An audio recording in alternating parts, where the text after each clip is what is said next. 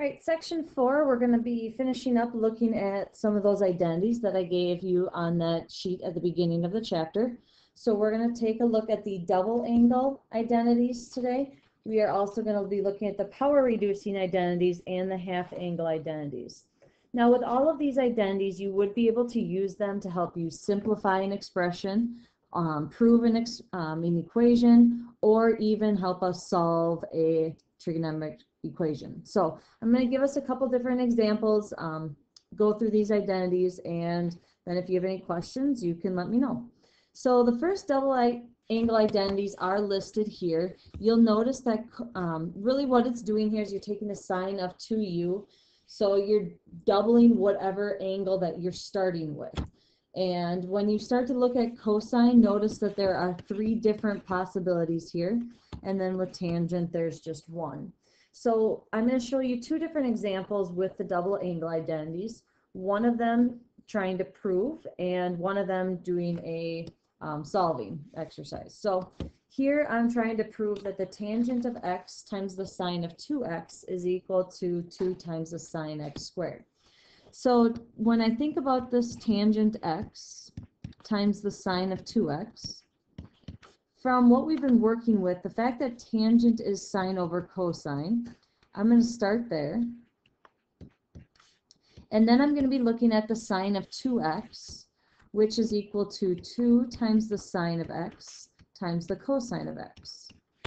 Now with this, as I do my multiplying, I'm going to see that my cosine x's are going to cancel out, leaving me with 2 times the sine of x times the sine of x, which ends up giving me 2 sine squared x. So I've gone through, just done a quick little proof using our double angle identities. Another thing that you can possibly do is use them to help you solve. So here I have sine of 2x is equal to cosine x. When we've been working with our solving, one thing that we want to try and do here is to help us get this to 0, because a lot of the times you're dealing with factoring, and so by getting everything equal to 0, then we can later on use our zero product property. So I have the sine of 2x minus the cosine of x equals 0. And with this, the fact that I have the sine of 2x, I know that it is equal to 2 times the sine of x times the cosine of x. So then I've got minus cosine x equals 0. So with this information now, I can factor out a cosine x, leaving behind a 2 times the sine of x minus 1 equals 0. Now with everything factored out, what we can do is we can go ahead and use our zero product property. Cosine of x equals 0, or 2 times the sine of x minus 1 equals 0. So it's clear here that cosine of x has to equal 0, and here the sine of x is going to have to equal 1/2. If we're solving on the interval for where x is between 0 and 2 pi, I can go ahead now, look at my unit circle. Cosine is going to be 0 when x is at pi over 2, or 3 pi over 2. And the sine is going to be 1/2 as x is equal to pi over 6, or 5 pi over 6. And so here's just using our double angle identities to help us solve a problem. The next group of identities is your power reducing identities. So it allows you to somehow get rid of that square that you've been working with, or that third power, fourth power, whatever it may be, and it's going to take it down to the next exponent. So you've got a sine, cosine, and tangent. You'll notice that in the simplified version here, now you do not have any exponents, so that's why we got the power reducing. So what I'm going to do here is I'm going to take cosine x to the third power, and we're going to reduce that. And if you think about this cosine to the third, think about it as cosine squared x times cosine x. And so now what I'm going to do is I'm going to use my identity for the cosine, the power reducing cosine identity, which is right here. And I'm going to substitute that in, giving me 1 plus the cosine of 2x over 2 times cosine x. Now, since I'm multiplying cosine x, that's over 1. I can go ahead and distribute cosine, and I get cosine x times 1, which is cosine x, and then cosine x times cosine of 2x. It's not going to give me cosine of 2x squared. That's not what I'm looking for here. We're going to have to keep them separate of cosine of 2x times the cosine of x. And this is all over 2. If I wanted to, I could rewrite this as 1/2 times the cosine of x plus 1/2 times the cosine of 2x times the cosine of x. And what you'll notice here is that in my final answer, I do not have any exponents that are being used, and so we're all set to go. And then the last group of identities are the half angle identities. So when you're trying to obviously take an angle and reduce it by half, a way here that we can do that. What I've got an example here is how we can use this to help us solve a problem.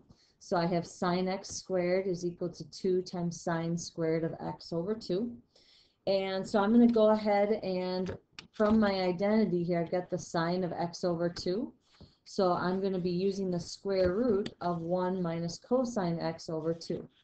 So I've got the sine squared of x is equal to 2 times the square root of 1 minus cosine x over 2. And then this whole value is squared since I am taking that sine of x over 2 and squaring it. Well, squaring this is just going to get rid of the square root for us. So I get sine squared x is equal to 2 times the quantity of 1 minus the cosine of x over 2. And with this simplifying, my 2's are going to cancel.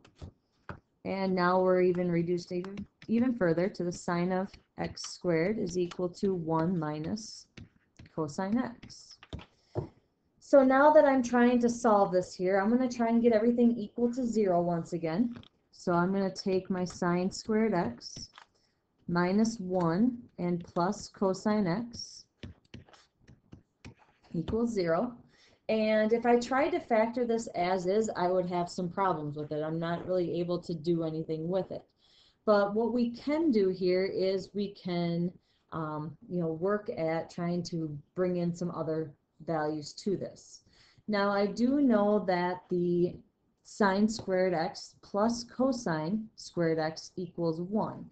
Well, I don't have a cosine squared x, but I do have this sine squared x minus 1.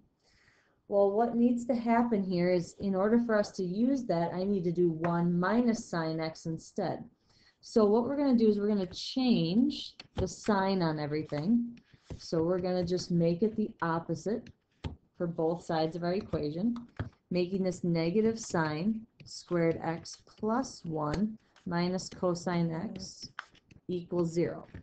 Now I have 1 minus sine squared x, which is going to give me cosine squared x minus cosine x equals 0.